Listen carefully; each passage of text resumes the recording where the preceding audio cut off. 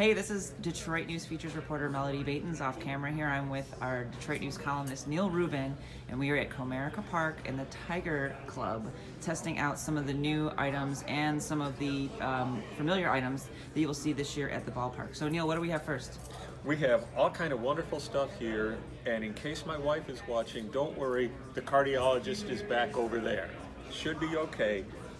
You know, let's start with the Power Green salad, because it's the least likely thing I would ever eat at a ball game. But hey, maybe you guys come to the ballpark thinking, what I really want is a nice mixture of kohlrabi and Brussels sprouts and kale and a couple other things that a lot of us wouldn't eat with a 10-foot fork. But I have a regular fork here, so let's take a whack at it. Now, I should tell you, it's not that exciting to watch me chew. So Melody's probably, as our producer and director here, going to show you some colorful sights while I do that. But this is the Power Green salad. And this Power Green salad is part of their grab and go section that also has fruit cups, a caprese salad, which looks very good, and pimento cheese and pretzel dish there that you can get in the grab and go section. What do you think, Neil? I have to say, it's got a nice crunch. It's all diced, so it sort of doesn't look like a salad. I'm not appalled. I'll give it a single. I've just now spontaneously decided we're going to rate things on a single through home run. I'll give it a single, but truth is, if it wasn't the first thing I ate and I wasn't trying to set the scale low, it might even be a double. And that's a heck of a thing for me to say about kale at a ballpark. All right, we'll move this one out of the way. Oh my, okay, one more. One more on the seriously this is at a ballpark list. What we have here is, I'll hold it up like I'm Vanna White. What we have here is cauliflower in a buffalo sauce with, of course, a blue cheese dip, because you can't have one without the other. Now, and without the blue cheese dip, it would be vegan. So right now you've got a vegetarian dish. You don't want to go too far making it vegan. That's true. That's a very good point. And it's kind of sloppy, so I'm going to go back with the fork. And again, I have trained myself to eat some vegetables. Cauliflower's not on the list. So this is a real sacrifice for my nation, for Tiger fans in the Detroit News. And these are served with, like Neil said, the blue cheese dipping sauce and also celery sticks. I think learning here today is, if you've got a good buffalo sauce and blue cheese sauce, you can eat a ping pong ball. That's not bad.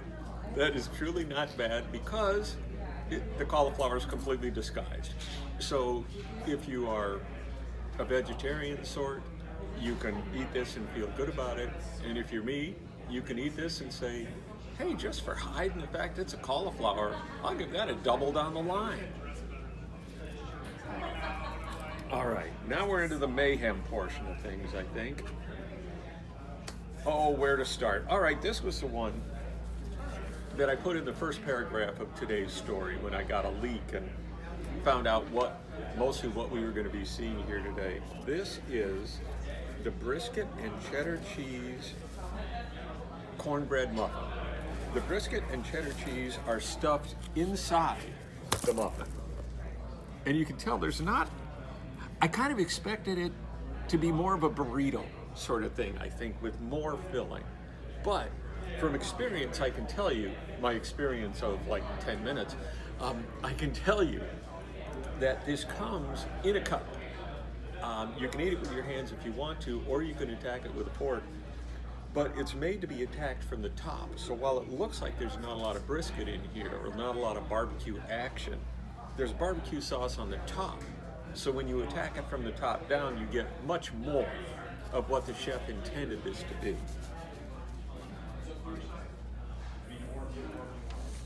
So, because it makes such good video,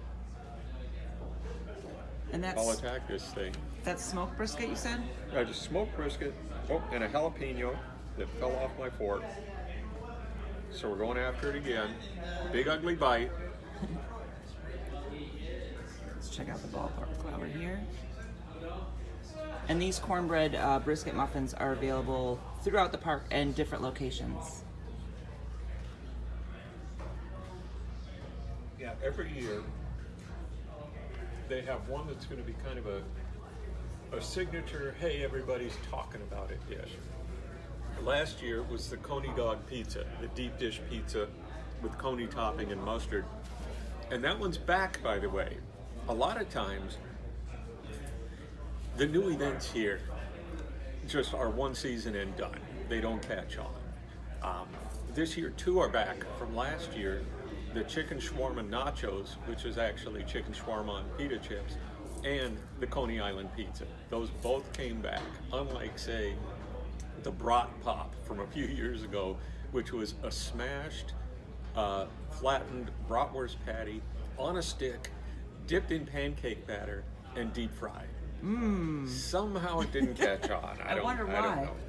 You know, one thing I didn't see here today, by the way, and I should stop talking and start tasting, the halal knockwurst. That's going to be an attention getter, but it was promised. And so they're going to have it on opening day, but I don't believe they had it here. So I can't tell you what it tastes like, other than I suspect it's going to taste like halal knockwurst.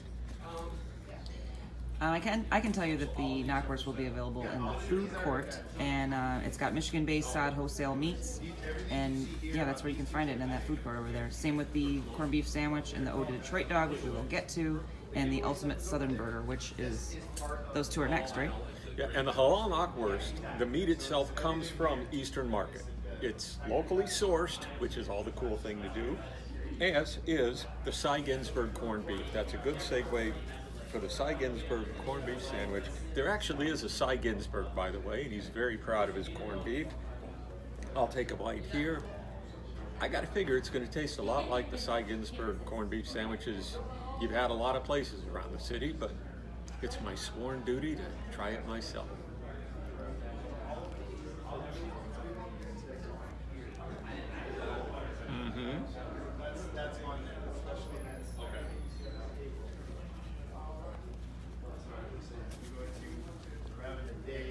It's a good corned beef sandwich.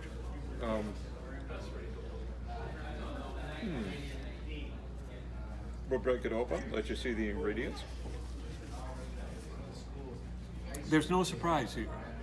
It's good corned beef, and we'll call it a double. There's not one thing wrong with doubles. You string together a lot of doubles, you're going to win a ball game. All right. This is the, which dog is this? This is the Detroit dog. Ode to Detroit dog. The yes. And natural casing Frank, I remember that. And what else do we have here? It's smothered in brisket chili, drizzled with habanero queso cheese sauce, and it's topped with green onions. You know, there's always a theme out here. One year everything was pork. This year, brisket on a lot of things, and a lot of cheese sauces, and not your basic, you know, kind of melted American cheese, nebulous nacho sauce. Interesting cheeses. So let's take a run at the ultimate Detroit dog. Yeah, this has the habanero queso cheese sauce, and also in the grab and go section there's a pimento cheese that's served with pretzel chips if you just want to grab something for a quick crunchy snack. Neil, what do you think of that Ode to Detroit dog? Does it scream Detroit to you? Well, it at least murmurs Detroit, but it's pretty darn tasty.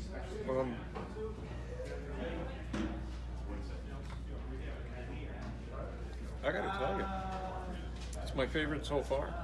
There's just something about that blend. The dog, the brisket, the cheeses. If nobody was looking, I'd totally scarf that whole thing, but I suppose we should move on. Anyway, that's a triple. That's the first one we've had reach third base on its own. The other signature burger this year,